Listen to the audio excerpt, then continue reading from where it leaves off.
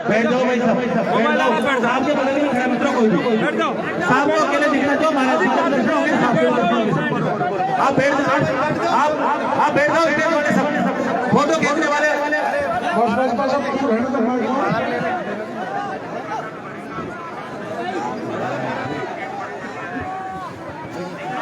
गुरु महाराज के चरणों में अरे मत बैठा खड़े हो। अभी लोकसभा के चुनाव आ गए, खड़े हो जाओ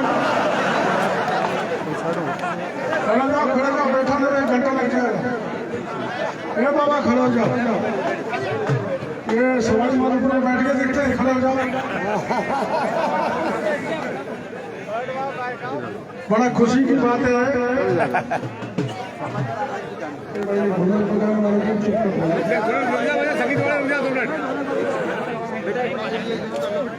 ये बैंड वाले माता बहनों का गेट से भाई साहब उसको बंद एक अद्भुत संगम महाराज जी को भी आगे हर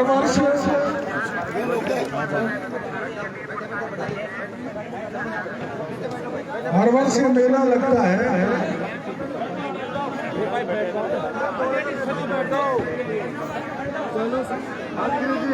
और इस मेले में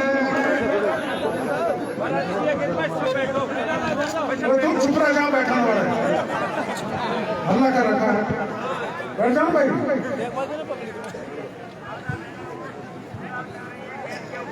कभी कभी मेरे को भी आने का मौका मिल जाता है। गत साल भी मैं आने वाला था, लेकिन मेरे से पहले गहलोत साहब आ गए। आज मैंने जल्दबाजी की तो मैं पायलट साहब से पहले आ गया। कोई झगड़ा नहीं है हमारा, पर मैं 5 साल तक गहलोत साहब के खिलाफ सड़कों पर लड़ता रहा, तो थोड़ा आपस में आंख मिलाने में दिक्कत आती है। तो मेरे को महाराज ने टोका कि आपको न्योता दिया था, आप आए नहीं। और अभी 10 दिन पहले इंदिरा जी का फोन गया था मेरे पास कि मैं आपको न्योता देने के लिए आऊंगी। मेरे को आज तक न्योता देने के लिए नहीं पहुंची, तो मैं तो बिना न्योता ही आ गया। मैंने अभी इंदिरा जी को फोन किया था, इंदिरा जी कहाँ हो? तो जहाँ है वहाँ है, वो रहना भी चाहिए, उनके नेता आ रहे हैं। तो ये एक तरह से भक्तों का मेला है। और मैं बहुत पहले से इस स्थान पर आ रहा हूँ। जब बड़े महाराज थे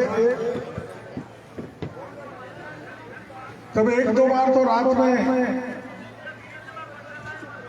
मुझे को यहाँ रोकने का मौका मिला। जो बगल में वो तलाई थी वो बहुत छोटी थी, उसमें कुछ काम तो ज्यादातर भक्तों ने कराया, पर कुछ मैंने भी कराया। और अभी स्थान बहुत बड़ा विशाल बन चुका है। मैं छोटे महाराज जी, शिवानंद जी, नित्यानंद जी, शिवानंद जी नाम से, हाँ, बड़े वाले शिवानंद जी थे, ये नित्यानंद जी हैं। इनकी अगुवाई में इस स्थान का बहुत बड़ा विकास हो रहा है।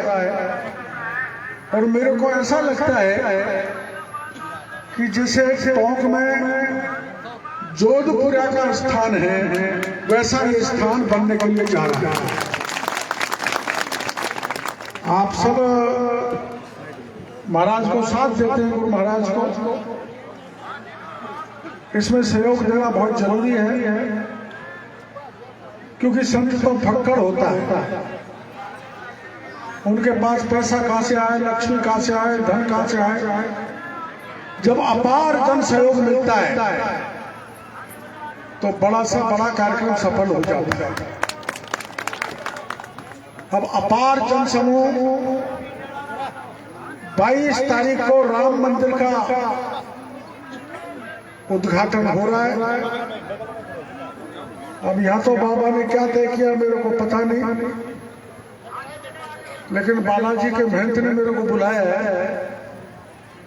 वो 18 तारीख को 4 लाख किलो लड्डू देसी घी के अयोध्या को रवाना करेंगे। तो आप जाओगे तो वहां भी देसी घी का लड्डू आपको खाने को मिलेगा, और यहाँ भी माल देसी घी का ही होगा, प्योर देसी। हाँ, मिश्री मावा भी बनता है, जोरदार चटकारे से खाओगे आप। ये भाईचारा, ये प्रेम भाव, ये भक्ति का भाव, और ये 36 गांव के लोग इस आश्रम पे आते हैं और ये विशाल भंडारे में अपने आप को सम्मिलित करते हैं। तो मैं भी यहाँ का एक छोटा सा भक्त हूँ। मैं इस आश्रम पर जो भी जिस किसी प्रकार का गुरुजी महाराज मेरे को कहेंगे वो सहयोग देने के लिए तैयार मिलूंगा। आप मैं भी अब कुछ दिनों बाद बाबा जी बनने वाला हूँ। मेरे को पूरे राजस्थान में बाबा बाबा कहते हैं, लेकिन इस बाबा में, नित्यानंद में, केवड़ीलाल में फर्क है। मेरे पास गोलमा है, ये ब्रह्मचारी। तो मैंने भी मेरा आश्रम बनाना चालू कर दिया है। 5-6 साल से आश्रम का काम चल रहा है। मेरा आश्रम किस किस ने देखा है? जरा हाथ खड़ा करो। ये महिलाओं ने नहीं देखा। अभी वहां पर 47 फुट ऊंची महादेव की मूर्ति स्थापित करने जा रहे हैं, जिसमें 24 घंटे गंगा जल का प्रवाह होगा। महादेव जी की जटा होगा, और वह विशाल मीन भगवान का मंदिर, बाकी देवी देवता जो सनातन परंपराएं जो हिंदू मानते हैं, उनकी स्थापना हम करने के लिए जा रहे हैं। 1-2 साल में जब वो पूरा हो जाएगा, जब मैं भी राजस्थान भर के भक्तों को बुलाऊंगा, और उस दिन मैं भी बाबा का तिलक लगा के, कपड़े पहन के मैं भी बाबा जी बन जाऊंगा। क्योंकि अब ज्यादा राजनीति में पूरा समय दे दिया, 72 साल का हो गया। ये तो अच्छा हो सवाई माधोपुर वालों का, उन्होंने मेरी राज रख दी। तेरा पग पकड़ू रे माधोपुर, राखो राज की ओढ़ी को, राखो राज बुढ़ापा पर। तो सवाई माधोपुर के लोगों ने जवानी में भी मेरी लाज रखी। जब मैं 89 में लोकसभा का चुनाव लड़ने के लिए आया था, तो सबसे ज्यादा वोटों से, इतने वोटों से कि देश में उस समय भारतीय जनता पार्टी का कोई भी नेता उतने वोटों से जीत के नहीं गया जितने वोटों से जिता के सवाई माधोपुर की जनता ने मेरे को भेजा। तो मैं आपका एहसान नहीं भूल सकता। और जब मैं बामनवास से लड़ा तो 2 ध्रुव एक हो गए। पुराने लोगों को पता है, उसको ज्यादा बताने की जरूरत नहीं है। फिर भी मेरी डूबती हुई नैया बौली और बामनवास की जनता ने पार की। इसलिए मैं बौली का भी कर्जा नहीं भूल सकता, न बामनवास का भूल सकता, न सवाई माधोपुर का भूल सकता, न पूर्वी राजस्थान के भाइयों को भूल सकता। अब मैं किसान मंत्री, अभी मैं देखता आ रहा था, वहाँ जो सब्जी उगाई जा रही है ना, वो हमारा विभाग ही हुआ था।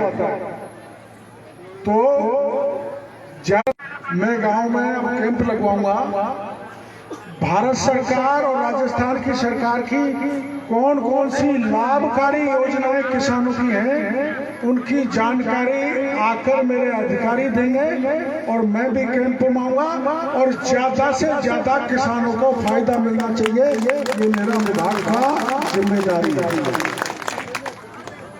मैं गांव का हूँ तो गांव का काम भी मेरे को संभाला दिया मुख्यमंत्री जी ने, किसान का काम भी मेरे को संभाला दिया, और कोई दुख दर्द पीड़ा में हो तो उसकी जन सुनवाई भी मैं करूंगा। हालांकि आप लोगों को तसल्ली नहीं है, तुम खुश नहीं हो, लेकिन मैं काम करके खुश कर दूंगा आपको। लाख में से भी सोना निकाल के आपके बीच में बांटूंगा। इस बात का भरोसा मैं आप भाइयों को। और ऐसा नहीं है, देखो वोट जब हम मांगते तो घर घर दर्शक देते हैं, राम राम साहब वोट देना, जो कोई कहता है ये काम करा देना, ये भी करा देना, वो भी करा देना। सवाई माधोपुर के एक गांव में 2 रंडवे मिल गए, वो कहना मैं हमारी शादी करा देगा तो मैं करा देगा, कराऊंगा। उनके हैं वो एक 44 साल का, एक 38 साल का, लेकिन वादा किया तो पूरा करो। तो मैं जो वादा करता हूँ, कोशिश करता हूँ वो पूरा हो। तो मैं आपके बीच में आऊंगा। वोट मांगने के लिए हम जनता के घर घर जाते हैं। मैंने ये तय किया है कि मैं राजस्थान की जनता के घर घर जाके मंत्री आपके द्वार कार्यक्रम रखूंगा और जनता के घर घर जाके जनता का काम करने की कोशिश करूंगा। आप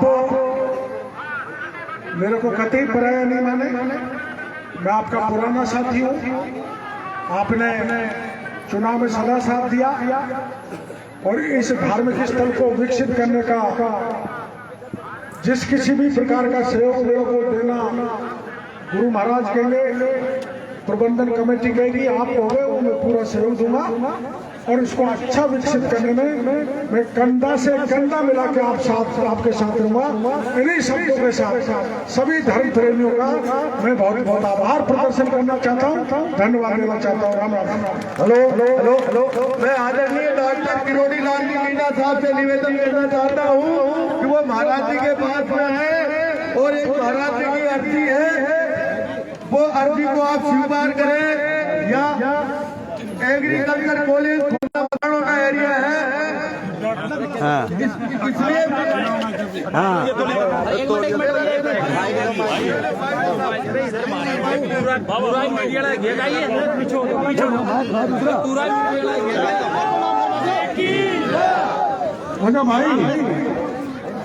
इसलिए भाई बैठ जाओ यार, मैं सबने जानता हूँ, सबने जाना।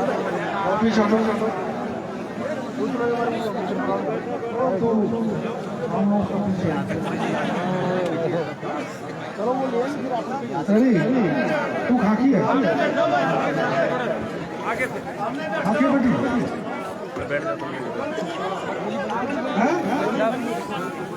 जानू। ये एग्रीकल्चर कॉलेज भी कह रहे हैं, क्या है एग्रीकल्चर कॉलेज? किसानों के लिए फुलवा में बाबा हाई नहीं कर रही है महाराज, ये तो मना कर रही है एग्रीकल्चर कॉलेज कॉलेज की बात। ये बताओ, तुम तो सब आस पास क्या एग्रीकल्चर कॉलेज के लिए 100 बीघा जमीन चाहिए, वो है ना? मेरी बात सुनो, है मैं पहला बता देता हूँ, 100 बीघा जमीन चाहिए और उसको आगे विकसित करने के लिए और जमीन की भी जरूरत पड़ सकती है, मिल जाएगी। हाँ है, कहाँ पे है? मौजूद है यही। तू तो सेसब ही वाला कह रहा है, कह रहा हूँ भाई, यहाँ सब कहाँ है? ये तो 25 बीघा है, 500 बीघा पीछे भी है।